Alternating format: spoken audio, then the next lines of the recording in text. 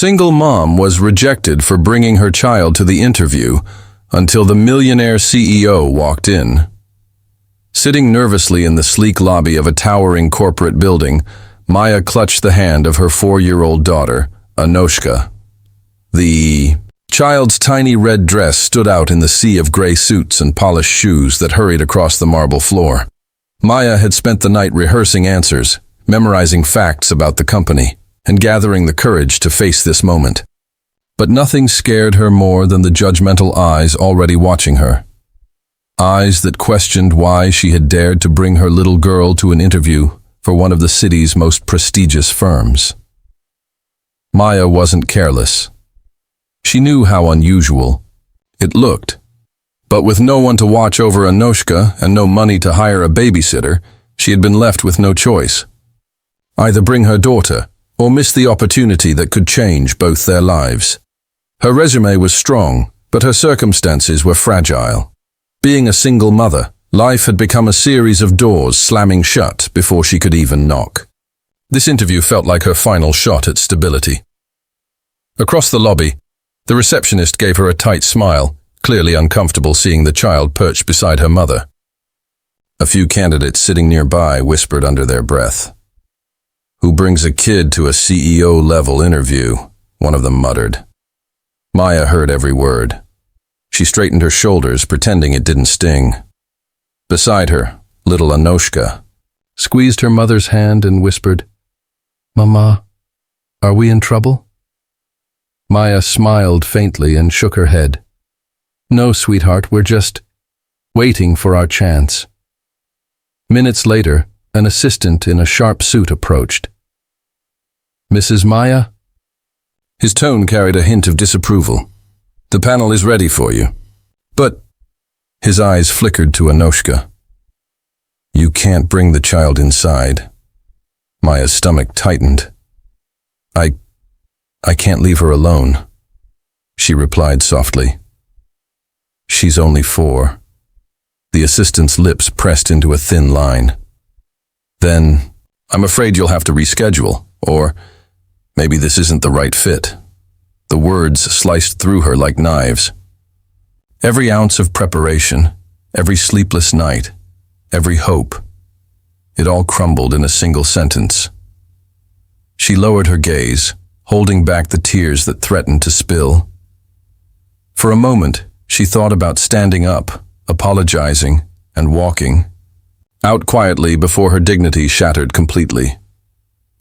But then, something unexpected happened. From the far end of the hallway, footsteps echoed with authority. A tall man in a perfectly tailored navy blue suit entered, his presence commanding attention before he even spoke. His name was Jason Carter, the elusive and respected CEO of the company, a man known for his sharp business mind and, more secretly, his guarded heart. The assistant straightened immediately, his voice tinged with nervousness. "Mr. Carter, sir, I didn't realize." But Jason wasn't listening. His gaze had landed on Maya and the little girl holding her hand. For a brief moment, the cold CEO mask slipped, replaced by something unspoken in his eyes. Maya felt the weight of his stare and instinctively hugged the folder of documents closer to her chest, bracing herself for another wave of rejection. Jason's voice, deep and steady, broke the silence. "Why is she standing out here with her child?" the assistant stammered. "Sir, I was just explaining. It's unprofessional to bring a kid to an interview." Jason's jaw tightened. He stepped closer, his eyes never leaving Maya's. "Unprofessional?" He glanced at little Anoshka, who blinked up at him with innocent curiosity. Then he looked back at his employee. "I'd say it's more impressive that she showed up at all. Most people would have quit before reaching this lobby." The assistant swallowed hard. "Sir, Enough," Jason cut him off firmly. "Bring her to the conference room." Maya's heart pounded. She wasn't sure what shocked her more, the fact that the CEO himself had spoken to her, or that he had defended her presence when everyone else had judged her. She looked at him, uncertain whether to thank him or apologize. Jason simply gave a small nod, as though telling her silently, "You don't need to explain yourself." As they walked toward the conference room, Anoshka tugged at her mother's sleeve and whispered, "Mama, is he a nice man?" Maya smiled faintly, though her own heart was in chaos. "I don't know yet, sweetheart." But deep inside, she felt something stir. For the first time in a very long while, Maya felt like fate hadn't closed the door on her completely, and Jason Carter, the man everyone called untouchable, had just opened it. The conference room doors swung open with a soft click. Maya hesitated at the threshold, clutching Anoshka's small hand as though it were her lifeline. The room was modern and intimidating. Polished wooden table, leather chairs, and a long wall of glass overlooking the city skyline. Inside, 3 panel members sat with stern expressions, their laptops open, pens poised, ready to dissect every answer she would give. But the atmosphere shifted instantly when Jason Carter, the CEO himself, stepped inside behind her. The panel straightened in surprise. It wasn't common for Jason to attend lower-level interviews personally. His presence was like a sudden spotlight, and every eye in the room now flickered between him and Maya. Jason's deep voice filled the silence. "Let's begin. Mrs. Maya, please take a seat." For a moment, Maya froze. She looked at the panel, then at Jason. She knew they were all wondering the same thing. Why had he taken interest in her, of all candidates? Carefully, she lowered herself into the chair, placing her folder on the table. Anoshka climbed into the seat beside her, her tiny legs dangling in the air. A panel member cleared his throat. "Mr. Carter, perhaps we should—" He glanced at the little girl with a raised brow. "Wait until Mrs. Maya is able to make other arrangements for her child?" Jason's eyes narrowed, sharp as steel. "No. We continue." He leaned back in his chair, folding his hands calmly. "This company prides itself on adaptability. If we cannot adapt to an unconventional situation, what does that say about us?" The panel fell silent. Maya's heart fluttered with a strange mix of fear and gratitude. One of the senior interviewers finally broke the tension. "Very well. Mrs. Maya, tell us about your professional background." Maya straightened her shoulders. This was her moment. With quiet confidence, she spoke of her years working in finance, how she had managed accounts for small businesses, and how she had led a team despite personal hardships. She highlighted her skills, her determination, and her drive to provide. A stable future for her daughter, but midway, Anoshka tugged at her sleeve. "Mama, I'm thirsty," she whispered. Heat rushed to Maya's cheeks. She reached for her bag nervously, but before she could pull out the small water bottle she had packed, Jason stood. Without a word, he walked over to the side cabinet, poured water into a glass, and placed it gently in front of Anoshka. The little girl's eyes widened. "Thank you," she said softly, her small voice echoing in the room. Jason gave her a faint smile, then returned to his seat. But his gesture did not go unnoticed. The panel exchanged surprised glances. This was not the Jason Carter they knew. The man they worked under was known for being cold, ruthless in business, and almost unreachable. Yet here he was, pausing an interview to make a child comfortable. Maya's heart ached at the unexpected kindness. She swallowed hard, forcing herself to continue the interview. One of the panelists leaned forward. "Mrs. Maya, how do you plan to balance motherhood with the demands of such a high-pressure role? It requires long hours, late nights, and complete focus." The question stung. She had dreaded it, knowing it would come. Carefully, she met their gaze. "With respect," she began, her voice firm but trembling at the edges. "Being a single mother hasn't been a weakness. It has been my greatest training. I know how to multitask under pressure, manage time when every second counts, and never quit no matter how difficult things get. My daughter is not a distraction. She is my reason. Every challenge I face, I overcome for her." The room fell silent. Even the panelists seemed moved by the conviction in her voice. Jason's gaze lingered on her, unreadable, but something flickered in his expression, a recognition, perhaps even admiration. At that moment, Anoshka, who had been quietly sipping her water, placed her tiny hand on the table and said with innocent honesty, "My mama works very hard. She always tells me one day, everything will be better. I think she will do very good here." The room softened instantly. A ripple of hushed laughter broke the tension, and one of the stern interviewers couldn't help but smile. Maya felt her throat tighten. She wanted to hush her daughter, to tell her it wasn't her place. But Jason raised a hand gently. "Wise words, young lady," he said, his tone unusually warm. For the rest of the interview, Maya answered questions with a newfound strength. Each time she faltered, Jason's steady gaze seemed to push her forward.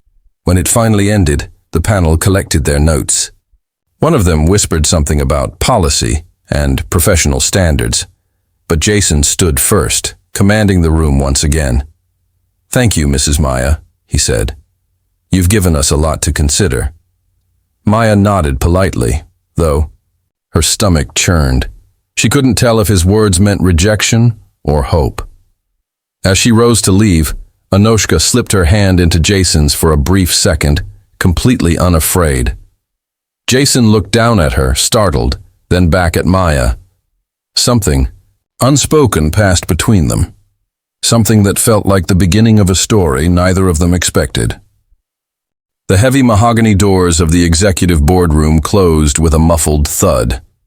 Inside, the senior managers and directors of Carter Enterprises sat around a polished oval table, their expressions grave.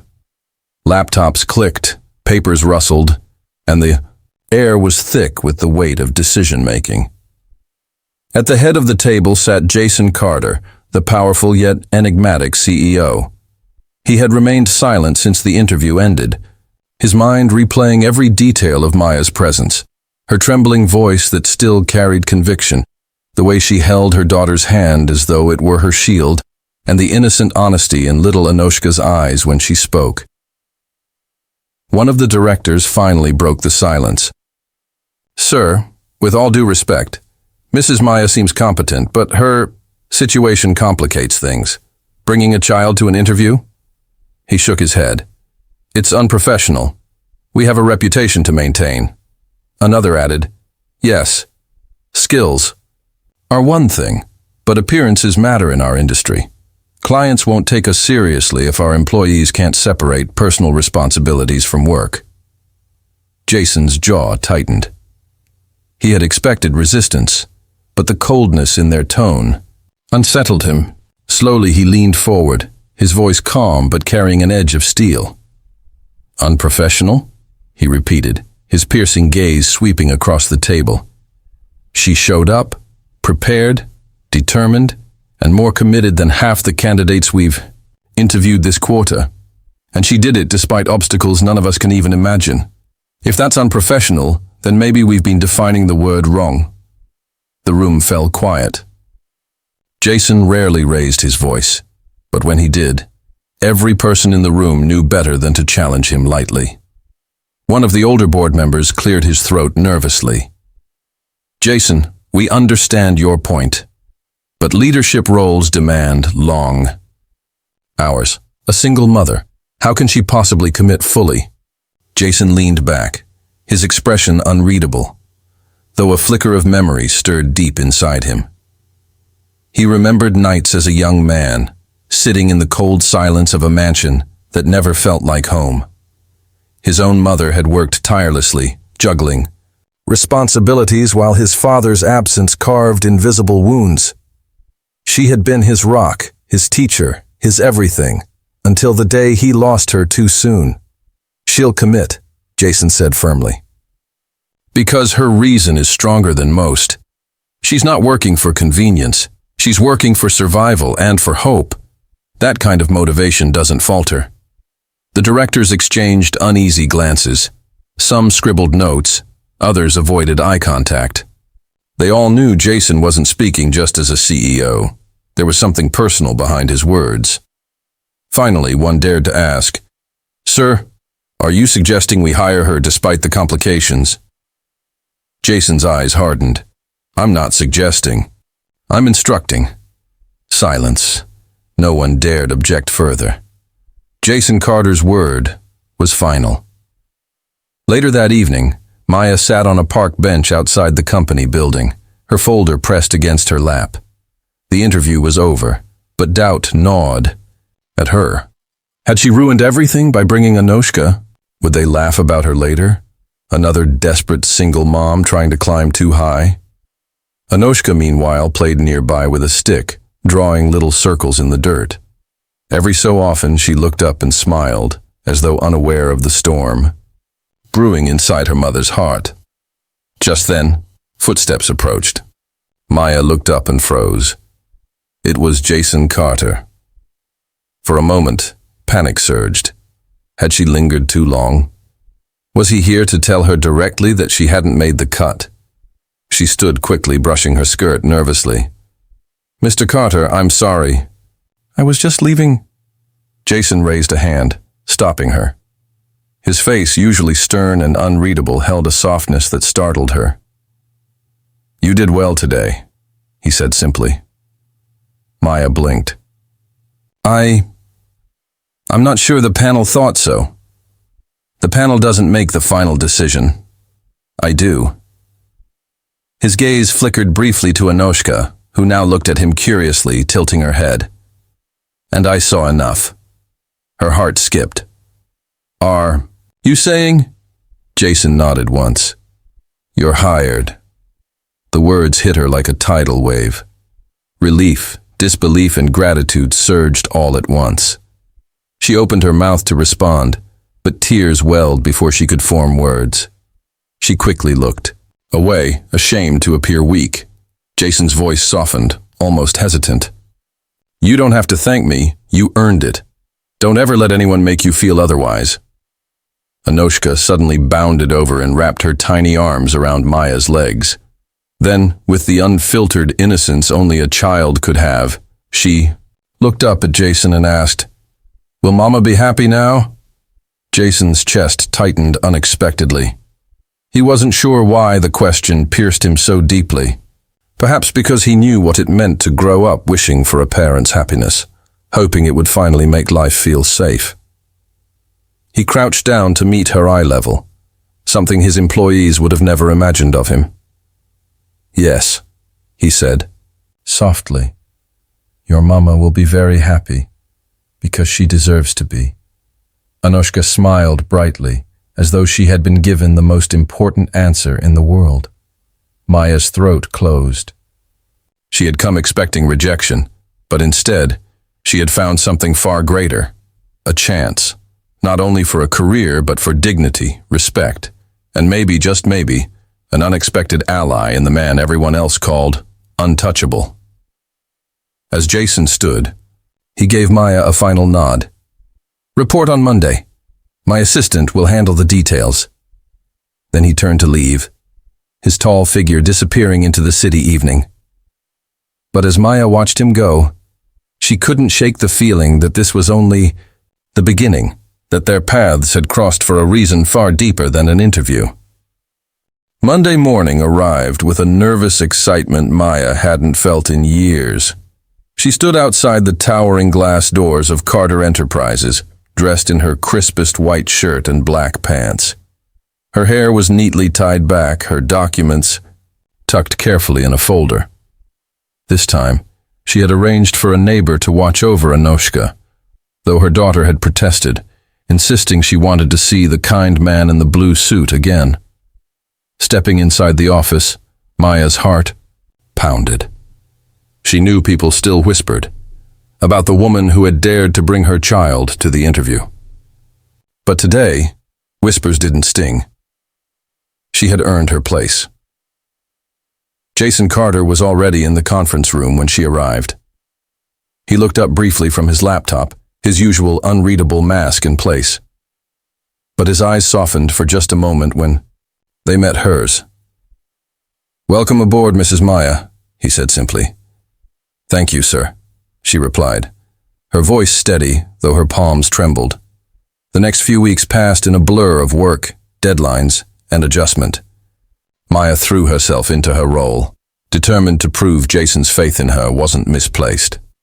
She worked late when needed, learned quickly, and handled crises with calm precision.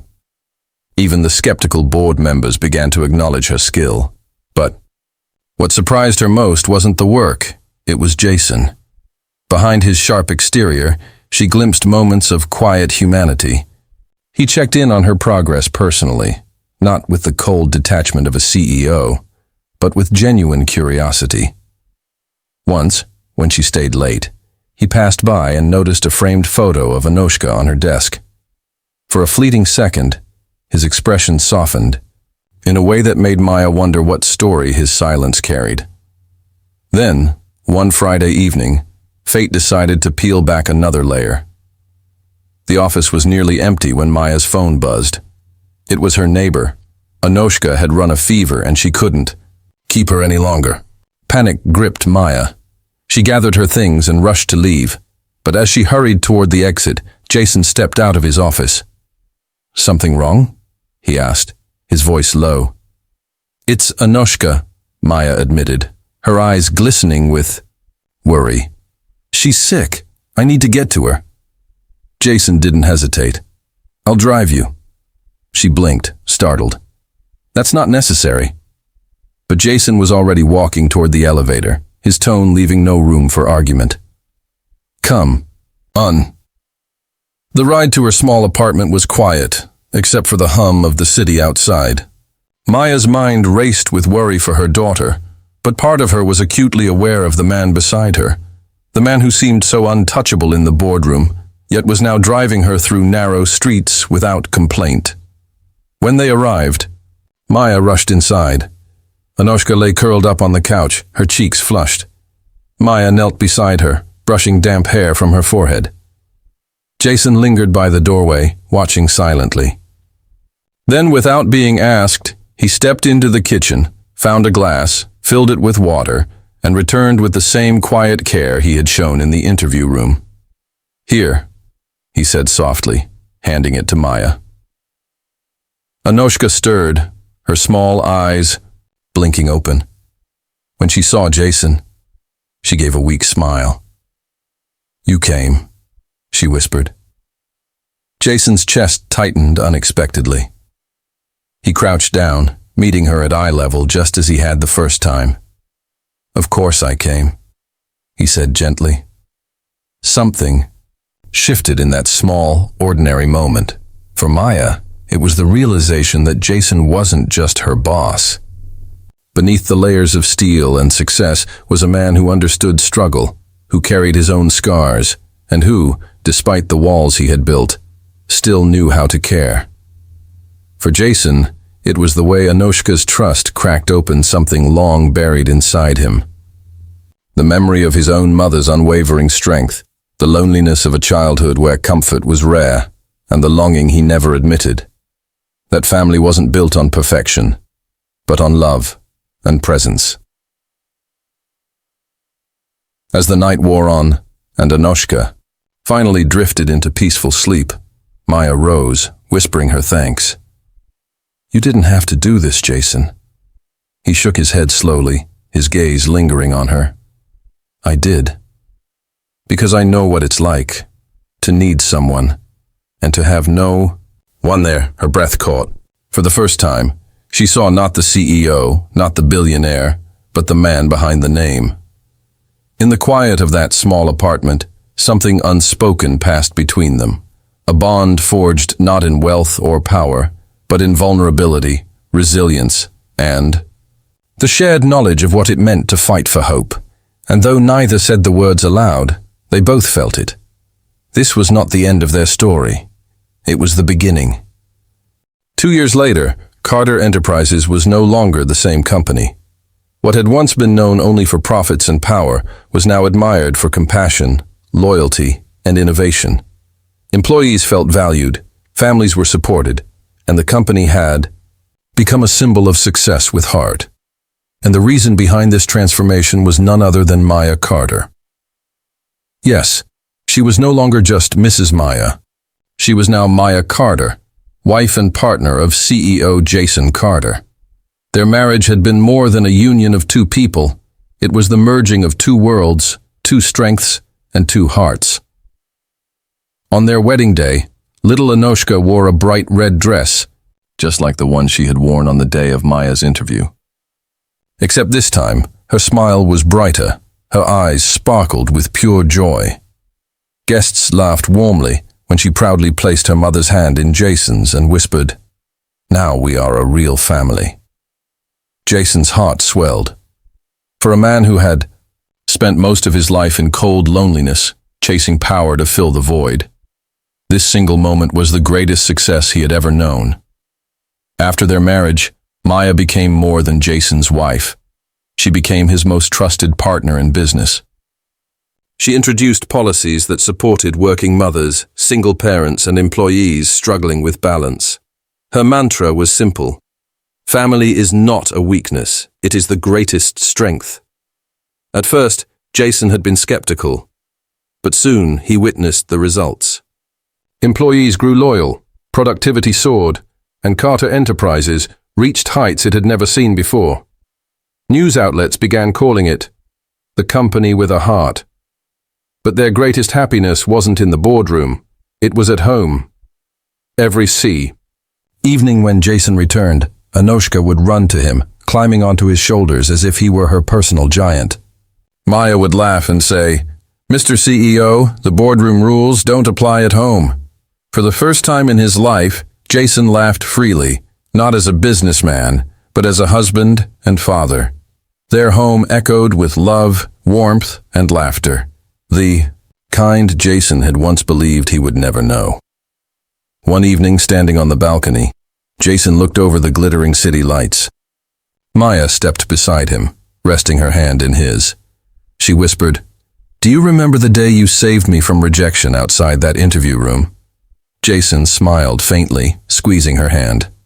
"That day didn't just change your life, Maya. It saved mine too." Just then, little Anoshka came running, clutching both their hands tightly in hers. With the innocence only a child could have, she said, "Promise me we'll always stay like this." Happy. Jason and Maya looked at each other, then back at her, and together they replied, "Always." And so, their story was no longer just about survival, or even success. It had become a living proof that love, resilience, and a spark of hope can transform not just a company, but lives, and build a family where once there was only loneliness,